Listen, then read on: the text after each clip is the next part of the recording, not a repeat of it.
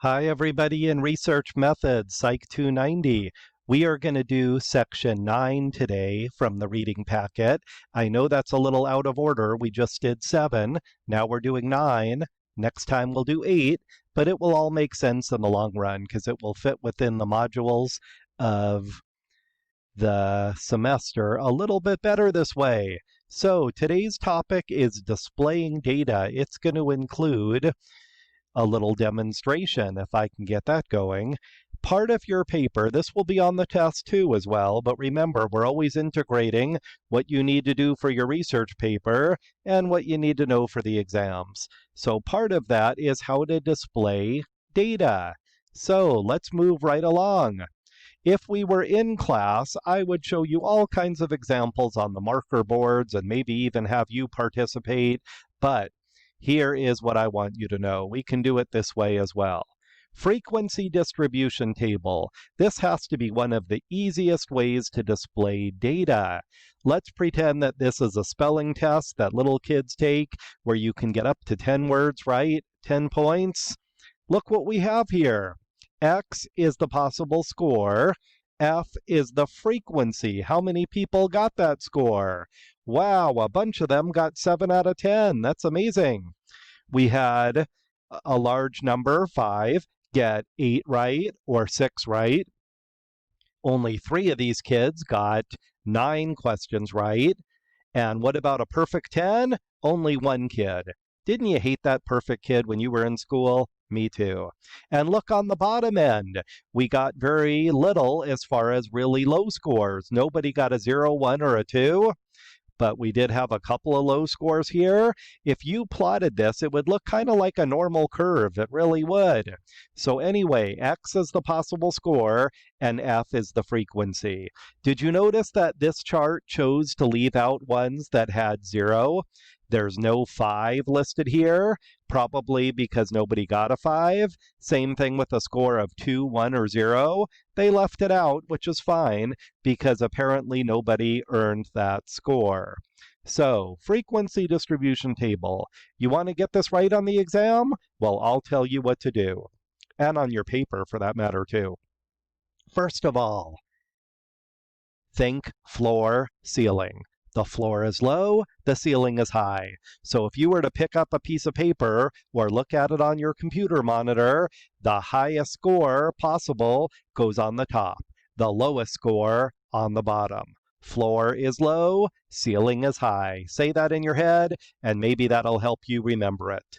Next thing, grouped frequency distribution. Same kind of thing. It's a table with the possible scores here, but if the exam had 100 points, I certainly don't want to list each and every possibility. 100, 99, 98, that could take forever. Or at least it would seem like it would, huh? Again, sorry for the 3-hole punch here. That's just the reality of it. So instead, I put it in categories. These on the bottom would be F scores. You got 0 to 59. Only 4 students got that. 60 to 69, 6 students got that, so on and so forth. Also kind of like a normal curve, isn't it? Because the middle is the C score, so that is not entirely surprising, is it? Here's something to know to make sure you don't mess this up in your paper or on your exam or just in life in general. Here is what you need to know. First of all, the highest score goes on the top, kind of like the chart above. Notice the similarity there. 90 to 100 is the highest category. We call those the ceiling scores, and the floor, the lowest ones. So you put the highest category on the top and the lowest on the bottom. Here's another thing that people commonly mistake. 90 to 100. 80 to 89. Some people do it backwards. We don't say you scored between 89 and 80. We say you scored between 80 and 89. If someone has 3 children, they don't say my children range in age between 12 and 3. They say my kids are 3 to 12 years old. You start with the lowest number, left to right, and then with the highest. And same thing here. Same thing with the top scores on the top of the chart, bottom scores on the bottom, the lowest scores. But this is the way in English, at least, that we go left to right. 0 to 59, 60 to 69. One more thing before we leave this topic, and that is you don't want any missing values or overlapping values. If I said that this middle one was 70 to 80, and then this next one, 80 to 89, but wait a minute, what do I do with a student who did score 80? Seems like they'd be in both categories, wouldn't they? I don't want that to happen. I want there to be a clear break between when one ends at 79 and the next category starts at 80. Same thing with missing numbers. What if I said that a C was 70 to 78 and then this started with 80? Well, what if you got a 79? Where would that put you? So you want to make sure that where one category ends, the next one begins, and that it's clear to your reader. So see, there's several things to know about grouped frequency distribution tables, even though they're pretty easy to make and pretty easy to read. I can tell that more people got a C on this test than anything else. And then we also have kind of a equal distribution here of higher scores and lower scores. I can look at that pretty easily. Next one, for your paper, you have to have two hypotheses, and one way of explaining a hypothesis is through a pie chart. So this is a pediatrician. You're allowed to stay on your parents' insurance till you're 26 these days. That's a relatively new law. Well, some doctors who have like family practice backgrounds will say, you know what, you can just keep going to me even though you're now an adult. So the tiniest sliver is 22 to 26-year-olds that still want to go to their childhood doctor in this one. And you can see 6 to 10-year-olds and 10 to 14-year-olds are the majority. We do have some 18 to 22-year-olds. Anyway, you don't have to memorize this pie chart, but if it was in color, it would be a lot easier to look at instead of just shades of gray, right? Okay, no jokes about the movie 50 Shades of Grey, I promise. But there are many shades of gray, and it makes it hard to differentiate the colors when it's not in color. This is just shades of gray. Moving right along, bar graph and histogram. Do you wonder what the difference is? Well, I'll tell you. Are the bars touching or not touching? That's the simple answer, but the more complicated answer is this. Why? Why would you want the bars touching or not touching? Well, here's the answer. You can even write this in here in your reading packet because nobody's going to be buying that back from you anyway. This goes to a concept that we talked about in a previous chapter. We use bar graphs when it is nominal data. Oh my goodness, look how bad my handwriting is. Nominal data. What do we mean by that? Well, the categories only have names, and you only fit into that category because you represent that name. So therefore, I work in the North office. I work in the South or the East or the West office of my company. Nominal. So if you are in a category only because it has a name, then like male, female, or black, white, Asian, whatever, nominal. But then when do we use a histogram? When it is, are you ready? Ratio data. Ratio meaning there is a number score and there is an exact absolute zero to compare it to. So I'm on a sales team. By the way, I hate jobs like that. And we've sold 30 units this week. Wow. Ratio, that is 30 more than 0. Moving right along, you could also choose to use a frequency polygon. Oop, I went ahead too much, didn't I? I call this the connect the dots method. When would you ever use this? Instead of a histogram, or you could use it instead of a bar graph. Well, why? People choose to do this, researchers and even politicians, when you're trying to show extremes. Wow, look how much this went up and back down again. This is a chart that I borrowed from one of those tutoring places. You know, you've heard of Kumon and some of the other ones. Well, when do parents send their kids for tutoring after school or on weekends or on holidays? It sure looks like right around the end of elementary school through high school. We don't get too many little kids. Look how low the bar is here. And we don't get too many adults. Maybe we get a few who are taking a GED class because they never did finish high school. Well, most of them are somewhere between the end of elementary school and the end of elementary school and the end of high school, don't you think? That's where most of these numbers fall. So if I'm trying to show extreme up and downs, I would use a polygon. That's more of a judgment thing. You never have to use this. The stock market going way up or down, real estate prices going way up or down, you might choose to use a polygon just for that reason, to show the extremes. That would be instead of one of these. Bar graph for nominal data, histogram for ratio data. There's a number score here in histogram with an exact 0. Well, the polygon can replace either one of those two if you're just trying to show, look how extreme my scores are. Now, data table. This is from my personal dissertation.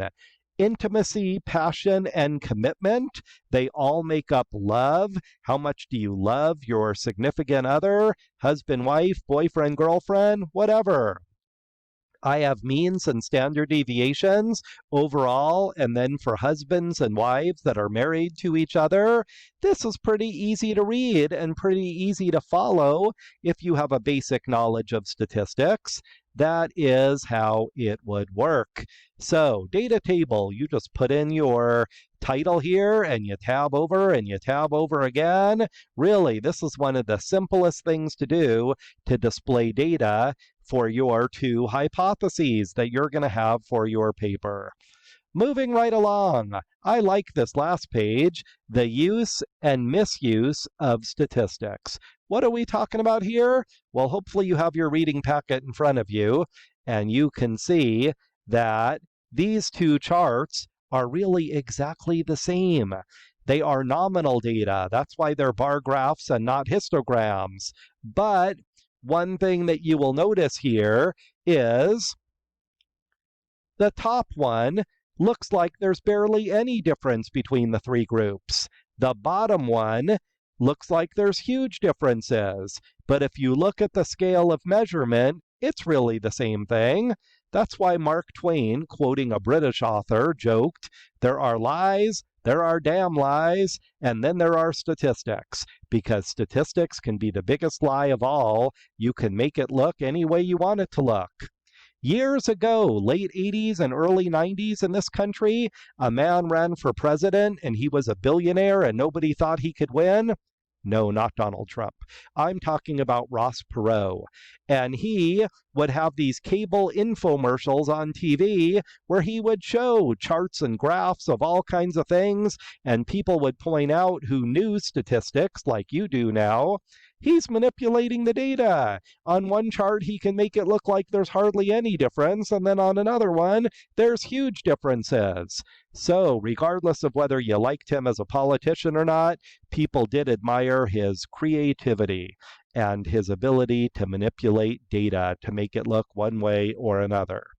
Now, is it hard to make charts like this with bars touching or bars not touching? My answer is, well, a little bit. If you go to Microsoft Word, we're just going to do a practice one real quick. I am going to insert. Okay, we're back at it. I had something blocked that I had to unblock. See, I'm still learning here too. So back to Microsoft Word. Insert right here. I'm going to insert a chart. And I'll click on this clustered chart and do OK. Now, it also pulls up an Excel spreadsheet, but I'm not trying to show 4 things here. I'm going to delete the ones that I do not need. Highlight that, click delete. Same thing on this one. Click on it where it says number 4 there. I'm going to delete that. This one too. I don't need that. Now, let's just pretend, this is all made up, of course, that I have, I don't know, anger levels. And that's what my study is. Then, move this over just a little bit. I have the average for my first group was 13 points of anger. The second group is 17 points of anger. And the third group, 19 points of anger. Well, isn't that a nice pretty chart that I just made? I can easily copy and paste this into my paper, but wait a minute. Didn't I just learn in research methods class from Scott that my lines should be touching because this is ratio data? Having 19 points of anger is 19 more than 0. There's an absolute 0 to be had, so it's ratio data. Well, how on earth do I make my lines touch each other? Well, here is what you do. You right-click on it. So I'm right-clicking with my mouse, going to Format Data Series, and it will say on the side here, Series Overlap. I want to make that as close to 0 as possible. So go all the way down to 0. There we go. Now I'll move this over to better see my whole chart, and you will notice there my bars are touching. I can get rid of this here. I don't need Excel anymore. Then I can right-click on my table and do cut. It's gone, and paste it back into my paper. So that's a lot more work than just doing a regular data table. That would be so much less time and effort, but maybe this thing we just did here is a little prettier to show in your paper or to whomever your audience is. So that is it for this chapter. Thanks for watching.